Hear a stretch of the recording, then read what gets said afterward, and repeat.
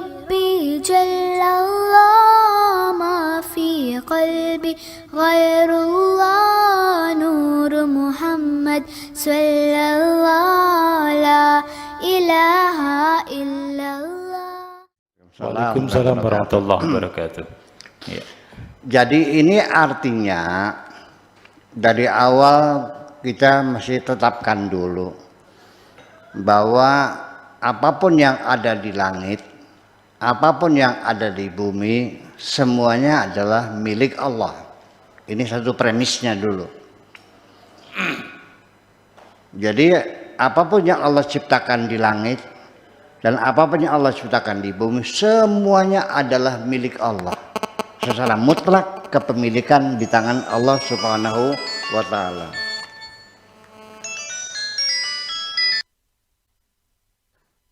Oleh karena itu, yang berhak melarang dan berhak mengizinkan mana yang boleh, mana yang tidak adalah sang pemilik dong. Kita ini sebenarnya sama-sama sebagai tamu.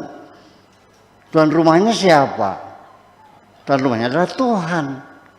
Dan ini adalah hidangan alam semesta adalah untuk kita semuanya.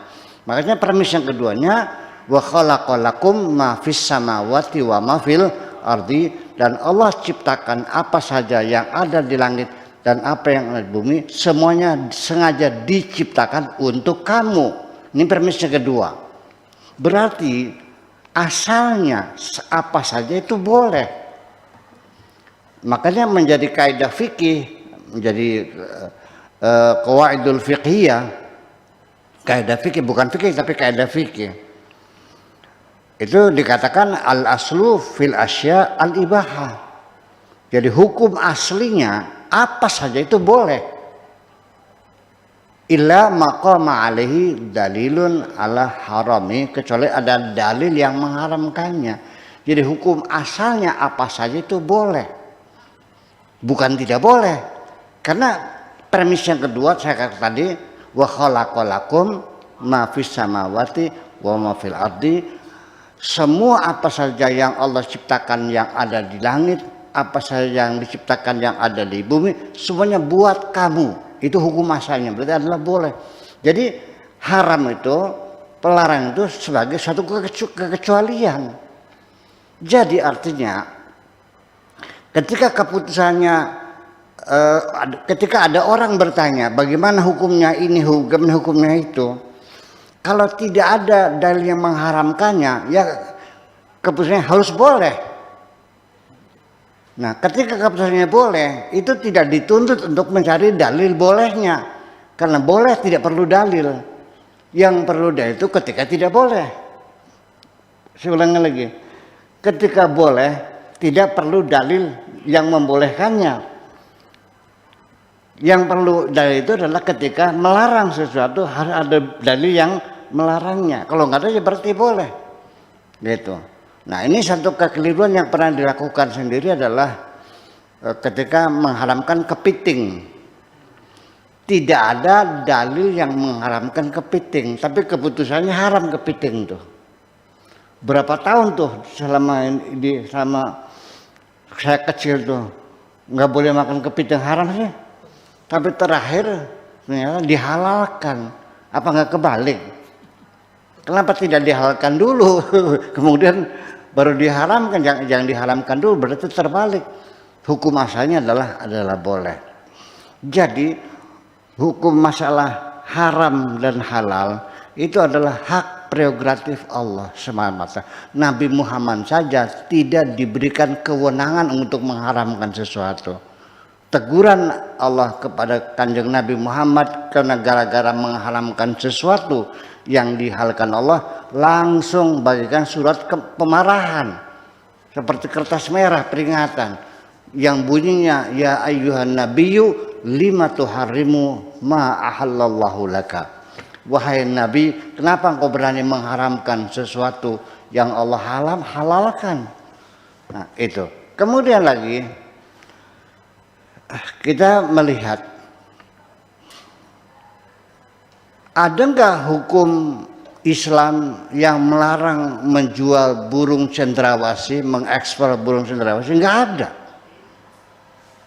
Di luar wilayah hukum Islam ya, larangan cendrawasih itu kan keputusan pemerintah. Pemerintah menetapkan undang-undang, diratifikasi DPR untuk melindungi satwa yang langka supaya jangan sampai punah, maka keluarlah keputusan larangan mengekspor burung cendrawasih negaranya. Nah sekarang Mang Im mengekspor burung cendrawasih, melanggar undang-undang negara, ditangkap enggak? Dimasukkan penjara enggak? Didenda enggak? Nanti di akhirat masuk neraka enggak? Ini persoalannya. Nah, dalam kesempatan ini saya menegaskan bahwa namanya syariat itu termasuk kita mentaati undang-undang dan peraturan yang sudah ditetapkan oleh pemerintah yang sah, yang legal, itu wajib hukumnya kita mengikutinya. Firman Tuhannya, ati Allah wa ati Rasul wa ulil amri minkum, itulah bersyariat. Jadi artinya kita bersyariat mematuhi keputusan pemerintah akan larangan mengekspor burung cendrawasih. Ya hukumnya apa? Ya ditangkap, masuk penjara, atau minimal didenda sejumlah uang ya seberapa miliar barangkali ya. Tapi di akhirat nanti apakah masuk neraka atau segala, itu adalah hak prerogatif Tuhan juga, karena masalah surga neraka juga Allah yang menentukan hak prerogatif. Tidak mungkin sesama manusia bisa mengkafirkan, membid'ahkan, memurtadkan orang.